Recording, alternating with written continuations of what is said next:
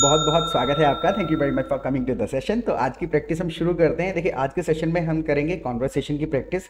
Current situation को लेके conversation हो रहा है, जो भी आय का जो प्रॉब्लम चल रहा है, डिसीज चल रहा है, आंखें लाल हो जाती हैं, एक दूसरे जो बीमारी फैल रही है, तो उस चीज़ को हम डिस्कस करेंगे। यहाँ पर काफ़ी डेली यूज़ के सेंटेंसेस हम सीखेंगे और हर सेंटेंस का ग्रामर, स्ट्रक्चर और लॉजिक हम साथ के साथ समझते हुए चलेंगे, ताकि लॉजिक जब आपको समझ में आ जाएगा then you will be able to make new sentences on the basis of these structures. Alright, so I will be sharing my screen with you. मैं अपनी स्क्रीन आपके साथ में शेयर कर देता हूँ। The session is not gonna be very long, it will hardly be 12 to 15 minutes maximum, I believe. Alright, so stay tuned. तो सबसे पहला सेंटेंस हमारे पास में है कि आंखों की बीमारी चल रही है। देखिए, हिंदी के शब्दों को बिल्कुल भी ट्रांसलेट नहीं करना है, मेरी बातों को ध्यान से सुनना है। मैं जो सिचुएशन बता रहा हूँ हिंदी में, हम सिर्फ हिंदी का सहारा ले रहे हैं। जो सिचुएशन बता रहा हूँ उस सिचुएशन को एक्सप्लेन करना सीखना है, ना कि ट्रांसलेट करना सीखना है इन सारे शब्दों को। ऑलराइट, तो आंखों की बीमारी चल रही है। There is an eye disease spreading, there is an eye disease going on. Right, there is an eye disease spreading, फैल रही है बीमारी, या फिर there is an eye disease going on, यानी कि गोइंग ऑन से भी वही इंडिकेशन जा रहा है कि समथिंग इज इन प्रोग्रेस, जो कि ट्रांसमिट हो रही है, फैल रही है, माहौल में है, गोइंग ऑन है, प्रोग्रेस में है। Now there is an eye disease spreading या there is an eye disease going on. Now look at the next sentence.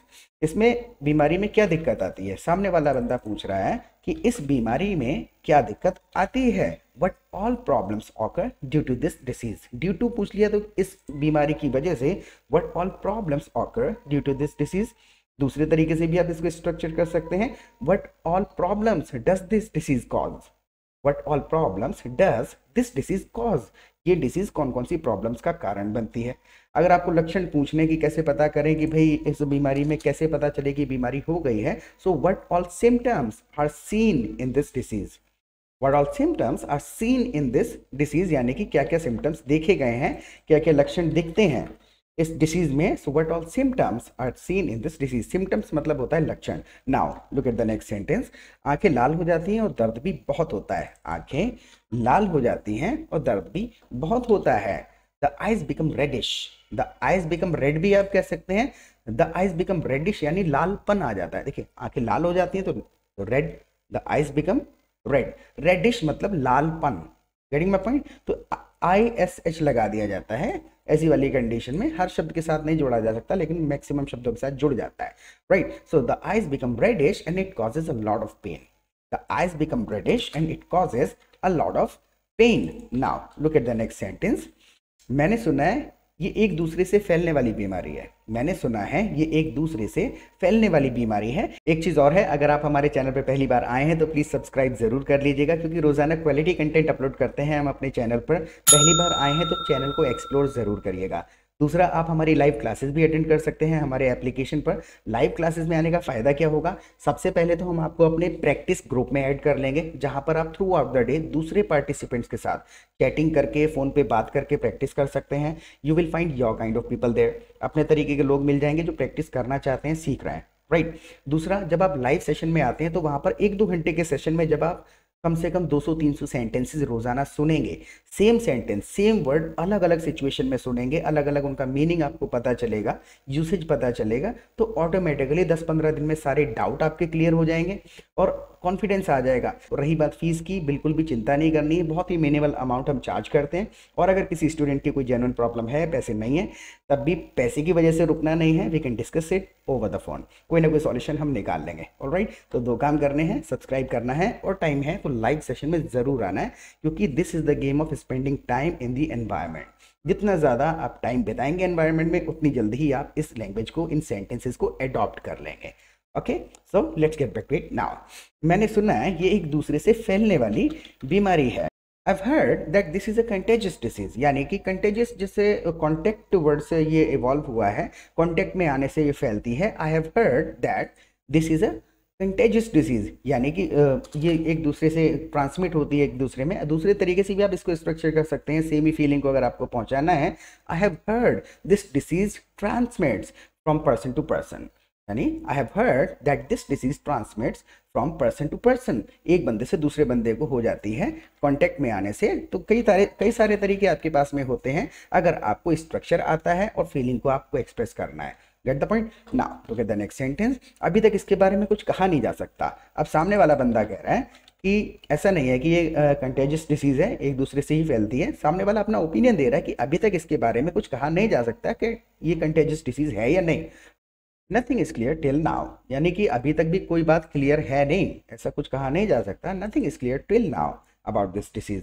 दूसरे तरीके से आप कहना चाहें तो दूसरे तरीके से भी कह सकते हैं आप इसको कि nothing can be said as of now, फिलहाल के तक अभी तक कुछ नहीं कहा जा सकता। Nothing can be said as of now. तो कई सारे आपके पास में तरीके होंगे बताने के एक चीज को, कि एक सिचुएशन में 10-12 आपके पास ऑप्शंस होते हैं। टिल नाउ कहें, अनटिल नाउ कहें, एज ऑफ नाउ कहें, राइट नाउ कहें, अप टू दिस पॉइंट कहें, बहुत सारे ऑप्शंस होते हैं। वो सारे के सारे ऑल्टरनेट ऑप्शंस तभी समझ में आएंगे when you will spend time in the community. Right now look at the next sentence. आज मैं एक लड़के से मिला जिसमें चश्मा पहना हुआ था। अब वो बंदा थोड़ा एक्सप्लेनेशन दे रहा है कि अभी तक नहीं कहा जा सकता कि कांटेक्ट में आने से ही होती है, क्योंकि आज मैं एक लड़के से मिला जिसने चश्मा पहन रखा था। I met a boy today who was wearing glasses. दूसरे तरीके से, today I met a boy who was in the glasses. I met a boy who was in the glasses, जिसने चश्मा पहन रखा था। या फिर today I met a boy who was wearing glasses, जिसने ग्लासेस पहन रखे थे। Now look at the next sentence. मैंने पूछा तुम्हें आंख में इन्फेक्शन कैसे हो गया। अब वो एक्सप्लेन कर रहे हैं कि मैंने पूछा कि तुम्हें आंख में इन्फेक्शन कैसे हो गया। आई आस्क्ड हिम, मैंने उससे पूछा how he got the eye infection, how he got the eye infection. Now look at the next sentence. क्या तुमने किसी की आंखों में देखा था जिसे पहले से इन्फेक्शन था। उस बंदे ने पूछा, जिस बंदे ने चश्मा पहना हुआ था उससे पूछा, क्या तुमने किसी की आंखों में देखा था जिसे पहले से इन्फेक्शन था। मतलब वो रीजन पता करना चाह रहा था कि किसी को देख के हुई है आपको ये बीमारी, ये अपने आप मौसम की वजह से हो गई। तो उससे हम पूछ रहे हैं जिसको इन्फेक्शन है, क्या तुमने किसी की आंखों में देखा था जिसे पहले से इन्फेक्शन था। तो did you look into someone else's eye, did you look into someone else's eye, या फिर did you gaze into someone else's eye. Gaze का मतलब भी है बहुत गहराई से आंखों के अंदर निहारना, किसी चीज पे निहारना। So did you look into someone else's eye, या फिर did you gaze into someone else's eye who already had an infection, जिसको पहले से इन्फेक्शन था, who already had an infection. So what I asked him, मैंने से क्या पूछा, I asked him who was wearing the glasses, did you look into someone else's eye who already had an eye infection, जिसको पहले से infection था, क्या आपने ऐसे किसी आदमी की आंखों में निहारा था। गेज मतलब कह सकते हैं निहारने के लिए। Right now look at the next sentence. नहीं तो, बल्कि मुझे तो लगा इन्फेक्शन केवल मुझे ही है। अब जिसने चश्मा पहना हुआ था उसे पता नहीं था कि ये एक बीमारी फैली हुई है, तो उसने मुझे क्या रिप्लाई किया, नहीं तो मुझे तो लगा कि ये इन्फेक्शन केवल मुझे ही है। नॉर्मली हो जाता है, जो आंखें लाल हो जाती हैं, बीमारी मतलब कोई भी इन्फेक्शन जैसा हो जाता है, तो उसे पता नहीं था कि ये चल रहा है। उसे लगा नहीं तो मुझे लगा ये इन्फेक्शन केवल मुझी को है मौसम की वजह से या ऑर्डिनरी। तो इसी चीज़ को no in fact I thought, in fact जब उसने यूज़ किया ना, इनफैक्ट मतलब कि असल में, वाकई, एक्चुअली मुझको ऐसा लगा। नो एक्चुअली आई थॉट भी कह सकते हैं। No in fact I thought it was only me having this infection, it was only me having this infection. Having का इस्तेमाल कर लेते हैं कि कनेक्टेड हूं मैं ही इसी इन्फेक्शन से। In fact I thought it's only me having this infection just because of the weather, कि मौसम की वजह से केवल मुझे ही हो गया होगा। राइट दूसरे तरीके से आप इसको स्ट्रक्चर करना चाहें तो आप दूसरे तरीके से भी कह सकते हैं, no in fact I thought it was only me affected by this disease या विद दिस डिसीज। जैसे अगर इस तरीके से कहना है, no in fact I thought it was only me affected by this disease या with this disease. Got the point. तो बाय या विद का इस्तेमाल कर लेंगे दूसरे वाले स्ट्रक्चर में। Now look at the next sentence. हाँ, तो हम नहीं कह सकते कि ये केवल किसी की इन्फेक्टेड आंखों में देखने से होता है, क्योंकि उसने किसी की आंखों में देखा नहीं था, मौसम की वजह से हो गया था उस बंदे को इन्फेक्शन। तो हम नहीं कह सकते ये केवल किसी की इन्फेक्टेड आंखों में देखने से होता है। तो इसी चीज को कहना है, हम नहीं कह सकते। अब यहाँ पर अनश्योरिटी जतानी है हमको, देयरफॉर वी कैन नॉट से। सो का भी इस्तेमाल कर सकते हैं, so we can not say it is transmitted from person to person. तो हम नहीं कह सकते ये फैलती है एक दूसरे से। So we can not say it is transmitted from person to person by looking into someone else's infected eyes. तो ये सारी की सारी इतनी जब हमें बातें कहनी पड़ती हैं, एक्चुअल में ये खुद ही एक सेंटेंस है। अब इसके अंदर सीखने वाली बात क्या है कि हमें फॉर्मेशन ऑफ द सेंटेंस और वर्ड्स का प्लेसमेंट समझना पड़ेगा। अगर हम इन शब्दों को आगे पीछे कर देंगे ना, तो मीनिंग बदल जाएगा या फिर सेंटेंस ग्रामेटिकली इनकरेक्ट हो जाएगा। तो ये प्लेसमेंट कैसे समझ में आएगा, जब आप लिख लिख के प्रैक्टिस करेंगे ग्रुप में। दूसरे लोगों के छोटे छोटे सेंटेंसेस और कुछ लोगों के बड़े बड़े सेंटेंसेस को ध्यान से सुनेंगे तो आपको ये चीज़ें समझ में आएंगी, क्योंकि इनका ग्रामर से कोई ज़्यादा लेना देना है नहीं। ये गेम है सारा का सारा वर्ड्स के प्लेसमेंट का और सिचुएशन को एक्सप्लेन करने के लिए ऑल्टरनेट्स जानने का कि कितने तरीके से बोल सकता हूँ मैं। Now look at the next sentence.